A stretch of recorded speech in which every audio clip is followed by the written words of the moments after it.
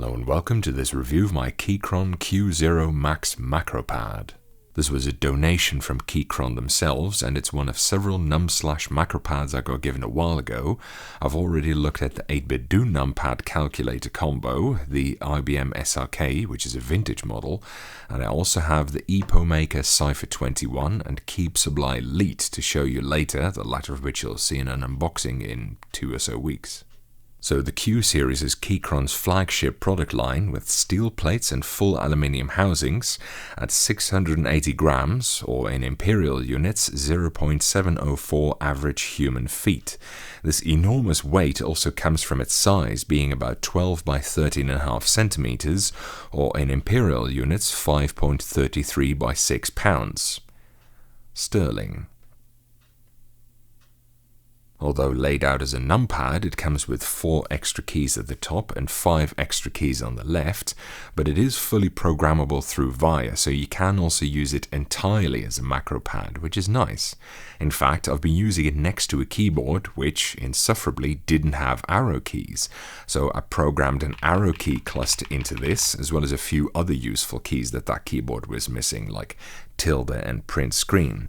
Overall, I can say I've greatly enjoyed my time with this thing, and it really feels and looks like a quality product.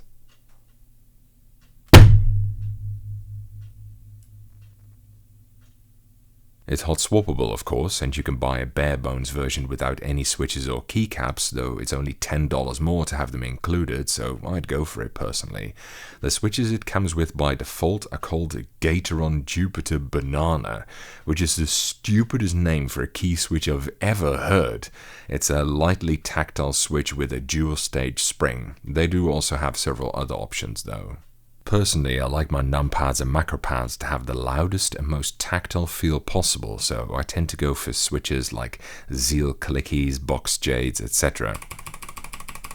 I find that with a macropad I really need as much feedback as I can get personally, so this is a bit too tame for me. But to each their own, of course. At $110 for the assembled version and $100 for a bare bones package, it's not exactly cheap, but macropads usually aren't, and you do get a very high quality product for it. I mean, it's built like a brick and it even has a volume wheel on it. It is on the bigger side, but it's not wasted space because you get 9 extra keys on it compared to just a simple numpad, which is very nice. It comes with Keychron's thick PBT double shots. It's only available in black or white, strangely, but it is very good looking in my opinion. I prefer the blue-black color scheme they do on some of their keyboards, but honestly, I like the look of the Q series in general. Personally, I think it's a very nice product. Like I said, it's on the expensive side, but compared to some other macropads, it's not too bad. You can of course get cheaper ones from AliExpress or something, but if you want a really good one, I think this is worth considering.